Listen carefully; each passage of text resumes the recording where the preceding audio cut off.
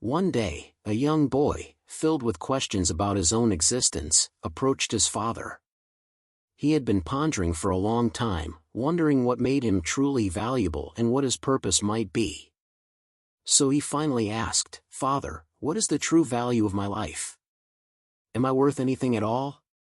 His father looked at him thoughtfully, seeing not only his question but also the weight of doubt and curiosity in his eyes.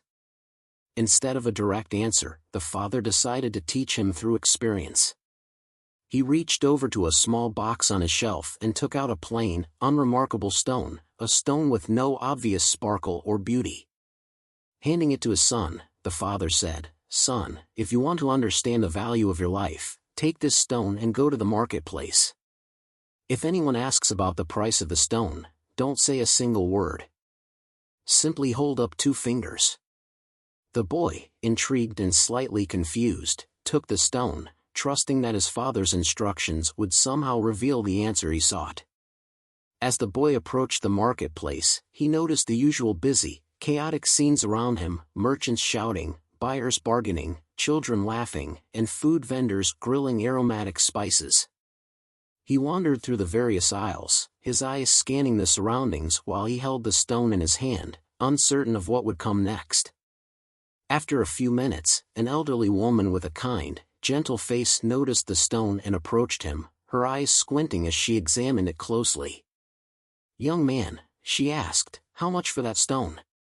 Following his father's instructions, the boy said nothing and lifted 2 fingers in silence.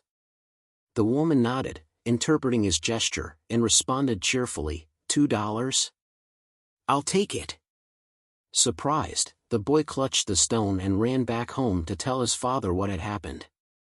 Breathless and curious, he exclaimed, "Father, an elderly woman at the market wanted to buy the stone for $2. His father smiled, neither surprised nor disappointed, and simply nodded. "Good," he said calmly, "now, take the stone to the museum. Walk around with it, and if anyone there asks for the price, again, say nothing and hold up 2 fingers." Confused but eager, the boy went to the museum. This was not just any museum, it was a grand hall filled with relics, artifacts, and pieces of art carefully preserved and displayed for all to admire. Each exhibit seemed to carry its own tale of history and wonder, adding to the boy's curiosity. He wandered around for nearly 20 minutes before a distinguished-looking man in a suit approached him, catching sight of the stone. The man's eyes lingered on it for a moment before he asked, "Excuse me, young man, but how much is that stone?" Again, the boy kept his silence and raised 2 fingers as he had been instructed. The man looked at him with a mixture of surprise and admiration. $200? I'll buy it, he said enthusiastically. The boy, even more astounded than before, thanked him and quickly returned home to his father. "Father," he cried excitedly, "a man in a suit at the museum offered me $200 for the same stone." He couldn't contain his amazement at how the stone's perceived value had suddenly increased 100-fold. His father's expression remained calm, and with a knowing smile, he said, "Excellent. But now, I want you to take this stone to one last place, a gemstone store, where precious stones and rare gems are sold. Enter with the stone, and if someone there asks you for the price, say nothing, just as before, and hold up 2 fingers." The boy, still perplexed but even more intrigued, ran to the gemstone store. This was no ordinary shop, it was a place filled with the most dazzling jewels, shimmering crystals, and glistening stones of every color imaginable. The store felt almost magical, with the light reflecting off the stones and filling the room with a soft, otherworldly glow. As he entered, a well-dressed elderly man behind the counter noticed the stone in the boy's hand. The man's eyes widened in astonishment, and he approached the boy with a sense of reverence, almost as if the boy held a sacred relic. The elderly man gazed at the stone, unable to contain his excitement. "My goodness," he whispered, "this is an exceptional stone. Young man, I've been searching for a stone like this my entire life. How much do you want for it?" The boy, following his father's instructions, said nothing and raised 2 fingers. The man's eyes grew wide, and he replied, almost breathlessly, $200,000? I'll buy it. The boy could hardly believe what he was hearing. He felt his heart race as he realized the incredible journey this stone had taken him on, revealing not only the various places he'd gone but also the dramatically different values placed on the same object. He clutched the stone and raced home, his thoughts swirling with amazement and newfound understanding. "Father," he shouted as he burst through the door, "you won't believe this. The man at the gemstone store wanted to buy the stone for $200,000. He looked at his father, his eyes bright with both wonder and gratitude. The father looked at his son with a gentle, wise smile and said, "Now, my son, do you understand the lesson?" This stone, which seemed so ordinary at first, was perceived in many ways, depending on where it was placed and who looked at it.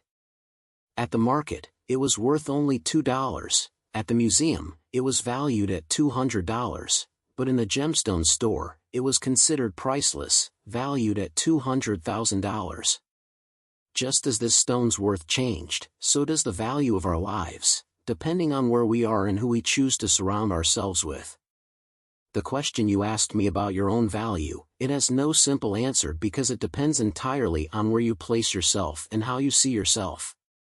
Do not allow yourself to be in places where your worth is diminished or overlooked. Surround yourself with people who appreciate and understand your value.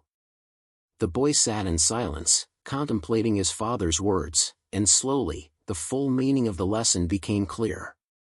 He understood that life, much like this stone, could seem ordinary to some but extraordinary to others.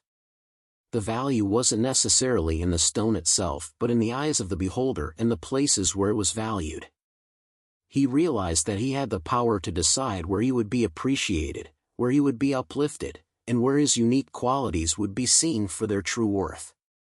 His father continued, "Throughout your life, there will be people who don't recognize your value and may treat you as ordinary, just as the people at the marketplace saw the stone as just another rock. Others may see some worth in you but still undervalue what you truly are. But remember, there will always be those who, like the man in the gemstone store, recognize your unique qualities, appreciate you for who you are, and celebrate your value. It's up to you to decide where you want to be placed and how you want to be seen. Don't settle for places or people who don't recognize the extraordinary in you." The boy's journey with the stone was a revelation not only about his life but about how he would approach every relationship, every opportunity, and every place he might go. He realized that self-worth isn't about changing oneself to fit into a place where he isn't valued but about finding those who see him for his true value. He would carry this lesson with him forever, knowing that his life's worth was in his hands, shaped by the places he chose and the company he kept. From that day forward, the boy walked with a newfound confidence. He wasn't just any ordinary stone, he was valuable beyond measure, and it was up to him to let that light shine in the right places. His father's words remained in his heart, guiding him as he grew older and faced life's challenges with unwavering belief in his worth.